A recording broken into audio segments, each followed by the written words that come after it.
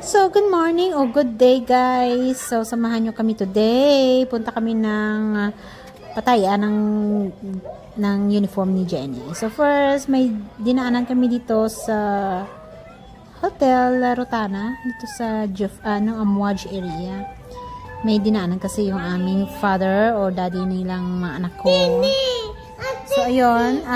Ito, kung gaano kagulo ang buhay mo, gano'n din kagulo yung sa likuran ko dito.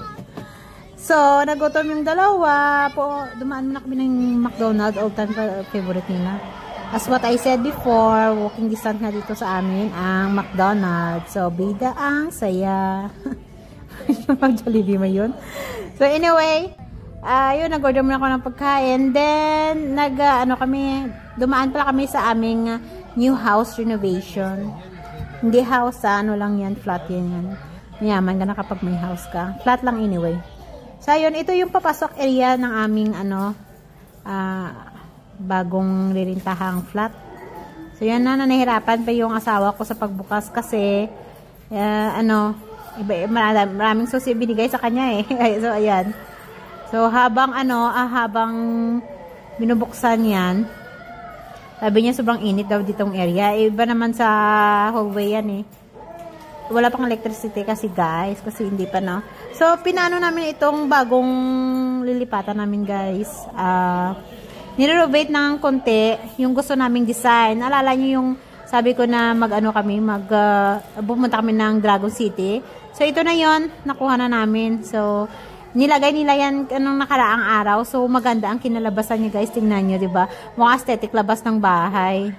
Pero itong wallpaper na ito, may plano pa siyang kukunin ata yan eh, kasi ayaw niya daw yung ganyang style. Pero sabi ko, wag na, okay naman na yan eh. So, yun pa yan yung living area. Living area. Kung saan nalagay yung mga, uupo yung bisita at may yung mga sofa. So, usually doon kami talaga nag-i-stay eh. Sa room namin, hindi kami talaga nag-i-stay. So, whole day talaga kami nasa living area. So, ito namang area ito yung binili, naalala nyo yung bibili kami ng curtain para sa room ng mga bata. Ito yung room ng mga bata, guys. Ito yung binili namin na curtain para sa kanila para, alam mo, yung parang kids, talaga yung room nila. Friendly, alam mo yun. So, marami kang, magiging like, lagyan mo ng mga design ng mga pangbata para maganahan ba sila magstay doon sa loob ng kanilang kwarto. So, ayun.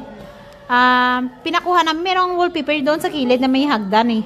Ano ba yung tawag yan? Parang ladder dyan. Pinakuha namin yung wall sticker dyan kasi ayaw niya ng ganun. So, gusto niya plain. Iba kasi noon ng wall sticker dyan. So, ayan na. Kinuha na nga nila. So, papintahan namin yan ng bago. Like, same din na color yung beige at white yan. Dirty white. So, yan lang. Para plain siya. Kasi nilalagyan namin yung mga design. Like, alam mo na, mga kay-anek-nika ng mga like ABC.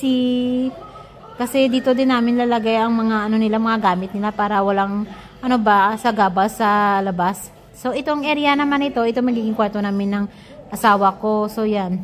Sabi ko, huwag mo nang tanggalin ang wallpaper kasi okay na rin sa atin. So, plano pa namin dito, tatanggalin namin yung bulb dyan sa taas. At ito yung cortina or blinds ba? Kaya kinuha namin pinalitan kasi namin yan, guys, merong cortina dyan noon. So, yan, pinalitan namin ng modern style. Tapos, yan. Ayan, maganda naman kinalabasan niya. So, happy ako sa resulta ng ginawa ng asawa ko. So, anyway, itong area dito ang toilet. Tapos, meron din itong cabinet na ready na talaga. Meron siyang, pati sa mga bata, meron na rin cabinet. At yung isa pala na yun, pwede yung visitor's toilet at sa mga bata na CR, pwede rin. So, itong area naman, guys, ito yung kitchen area. Kaya yung kitchen namin, guys, meron na siyang, cooking, cooking area. Meron na rin dito dala na, meron na din dyan, fridge, pero hindi pa nila nilipat pa kapag makalipat kami. So, yan. Ayan pala. Yan guys, sticker wall clock. So, lalagay pa namin yan dyan. So, ayun, madami pang dapat ayusin pero gamit na lang siguro kailangan para maglipat. So, maybe this week makalipat na kami. So, in God's will, guys. So, tapos dito, pumunta kami kung saan dapat ang aming pupuntahan, which is na sukat ng damit ni Jenny sa school nila, school uniform. So, dito itong area ay nasa Isa Town. Kasi yung contact nila guys, binigay mismo ng school ng Filipino. Itong dress line na to. So dito, pinuntahan namin at para makapagsukat na si Jenny. Ang sabi namin, sana kami makakuha ng ready-made. Sabi daw nila kasi merong ready-made at merong ipapa-follow up na lang na ipapatahe. So yan, nagpasukat muna kami sa kanya. So habang sinusukatan si Jenny, yung kapatid niya na si Giovanni, excited, iniisip ko anong ginagawa sa kapatid niya. So parang naka-curious siguro. So anyway, so ayan, sinukatan siya. At ayun si ate, maganda kasi dito guys, feeling ko nasa school talaga ito na partner nila na nagpapatayan ng uniform. Kasi dito lang talaga yung address ng patayan at nakita ko din madami silang ready-made na mga uniform. Siguro, yan yung mga ready-made, yan yung dinag-order ng mga student galing sa school ni Jenny. So ayun, Filipino school pala yung pinasukan ni Jenny guys, yung pinainula namin. So, yan. Habang sinusukatan, hintay-hintay.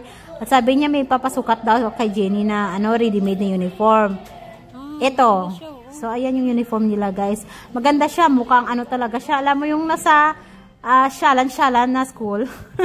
Meron pa siyang may bow tie at merong suit. Ano ba yung suit ba yung tawag doon? Coat pala, coat. Meron siyang coat. Isang set yan.